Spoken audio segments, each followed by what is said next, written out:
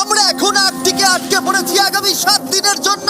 টিকে থাকার জন্য আমাদের সাথে শুধুমাত্র এই পিঠের ব্যাগগুলোই আছে। ওকে, ঠিক আছে। আমি তো গেলাম। ঠিক আছে, আমরা এখন প্রায় 2 ফুট বরফের উপর আছি। তাড়াতাড়ি একটা শেল্টার বানাতে হবে, কারণ রাতে মারাত্মক ঠান্ডা পড়বে। এই আমরা যাচ্ছিটা কোথায়? আমার পিছনে এসো। আর ঠান্ডা তো সবে মাত্র শুরু হলো।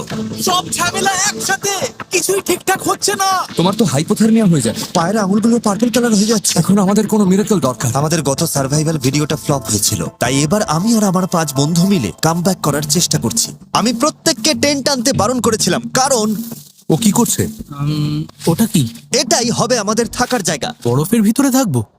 হ্যাঁ, আজকে আমাদের দুটো অবজেক্টিভ, শেল্টার বানানো আর আগুন জ্বালানো।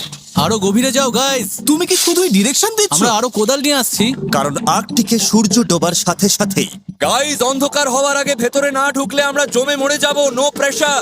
রাতে এত চরম ঠান্ডা পড়ে যে মাত্র 10 মিনিট এই বাতাসে থাকলে ফ্রস্ট বাইট হয়ে যেতে পারে। তাড়াতাড়ি জ্বালানির কাঠ জোগাড় করতে হবে। যত গভীরে